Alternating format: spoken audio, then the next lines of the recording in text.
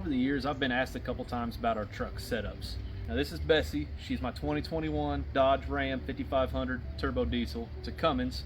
I know nothing about engines, about motors, about vehicles for the most part. I'm a Vaultman. I can tell you everything about that. It's got an engine up front, makes it go vroom.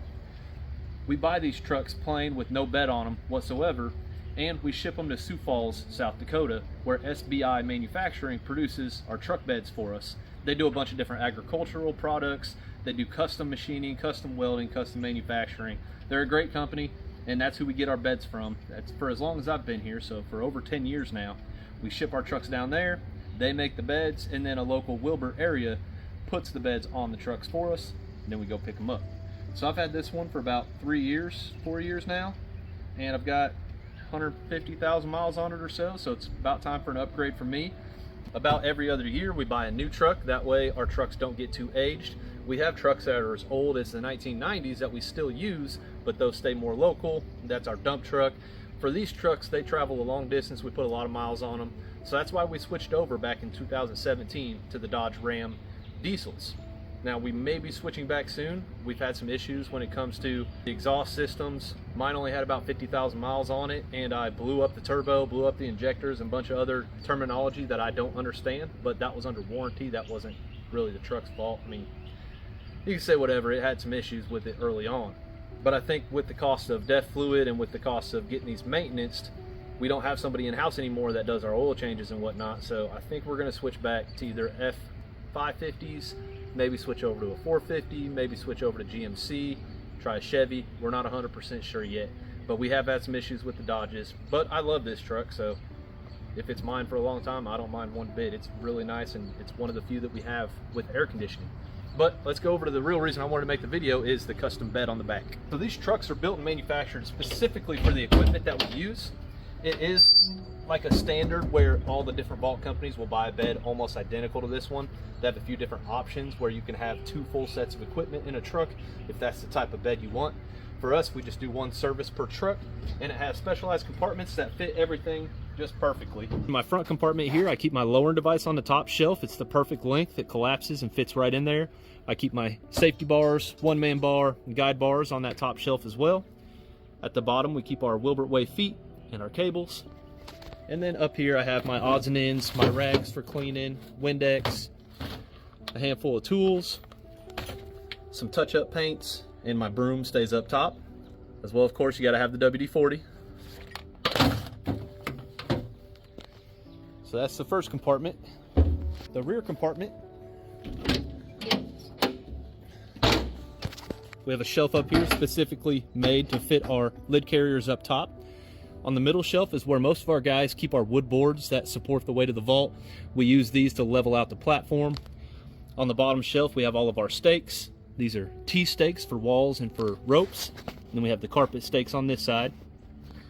In the middle, we have our main extension that holds the entire tent frame up and connects to the 4 corners, as well as my rails and one of my middle poles. Up top, we have our sledge, our extra stakes, our shovel, and all the ropes we need to keep a tent safe. Down on the middle shelf, I have my 2 main 4x4s that I use every day, all my extra extension pieces that attach to the main frame extension that holds the tent up, and one of my middle poles as well.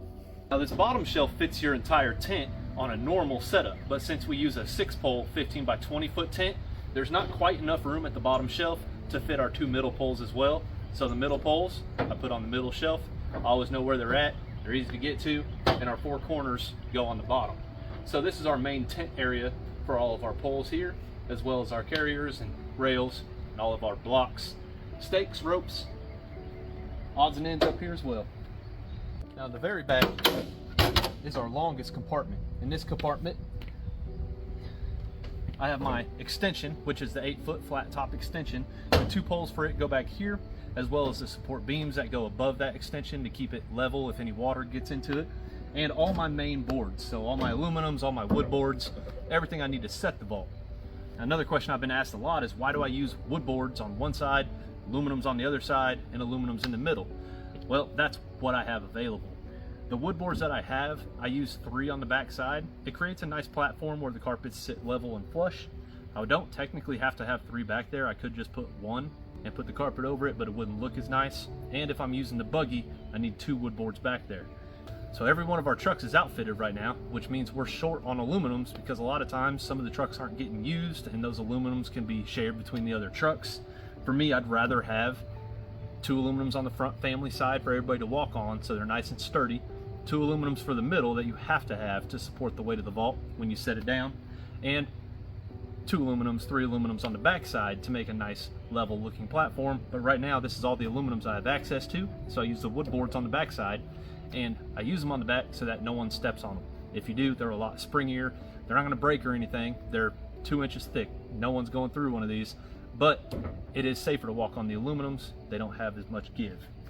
So that's the back compartment. The only thing else back here is my flagpole. It's long, so it has to go in the longest compartment that we have. Last responder sticker. On the back side of the truck, there's not a hole. On the back side of the truck, I keep my canvases, all my walls and tops. In the rear compartment, I keep all walls. So we've got a dirt wall on bottom, a dirt wall in the back, a 15-foot straight, a 20-foot straight, and an 8-foot straight. And I keep them all in a certain spot so I know exactly what I need. I can pull it out. It always stays in the same place. So these are all the walls that I use.